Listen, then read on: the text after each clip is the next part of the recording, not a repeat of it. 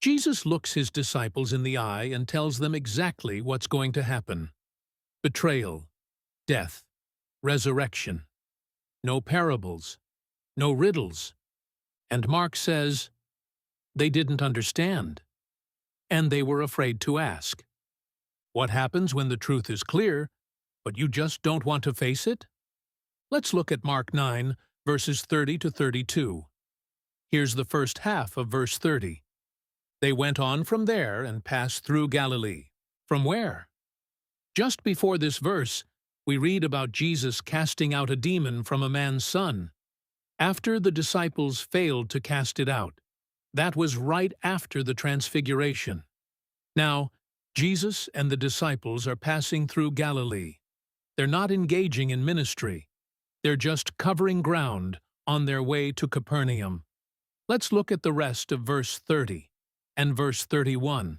And he did not want anyone to know, for he was teaching his disciples, saying to them, "The Son of Man is going to be delivered into the hands of men, and they will kill him. And when he is killed, after 3 days he will rise." He didn't want anyone to know what, where he was, and what he was doing. Why not? Because he wanted time alone with his disciples to teach them about his mission. This is the second time that Jesus has plainly laid out to his disciples what the future held for him. He told them that he, the Son of Man, a messianic title, would be delivered into the hands of men. That is pretty important, because the word translated "be delivered" is literally "be given over" and implies a betrayal. So what? Why does that matter? Jesus knew in advance that he would be betrayed into the hands of those who would kill him. But he also knew that after those men killed him, 3 days later he would rise from the dead.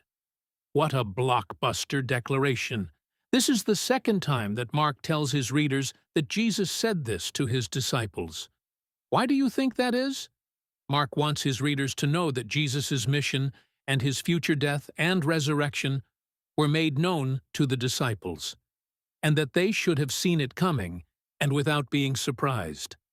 The cross and the resurrection were at the center of Jesus' ministry. Look at verse 32.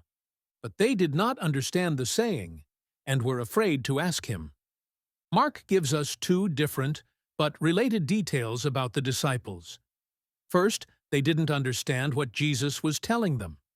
Not because the words were unclear, but because they couldn't comprehend that anyone would want to kill a wildly popular teacher and miracle worker. The thronging crowds adored him. Why would anyone want to kill him? And think about the shocking nature of someone telling you, "After 3 days, I will rise again." How many resurrections have you seen? I'm currently at 0. So it's not too shocking that they didn't fully understand what Jesus was telling them. The second thing Mark tells us is that they were afraid to ask him about what he was saying. Why do you think they were afraid? It may be as simple as they don't want to hear about him being killed. That's pretty natural. But I suspect it's something else. The last time Jesus explained that he would suffer rejection, be killed, and would rise again, Peter rebuked him for talking that way, and Jesus responded with, "Get behind me, Satan." They may be afraid to ask him about it, because it didn't go well when Peter objected to that kind of talk. They didn't fully understand, and they were afraid to ask for clarification or more details. My father used to say to me, "If you don't ask questions, how will you ever learn anything?" And because of that, I've lived my life asking questions in the hopes of learning something every single day. So what can we learn from this story? What do you think caused them to not understand? That might apply to us. They had an expectation of a Messiah that would restore national greatness, kick out the Romans, and sit on a royal throne. The huge crowds that were drawn to Jesus reinforced those expectations. But Jesus has now told them twice that his road didn't lead to a throne, but to a cross, and then an empty tomb.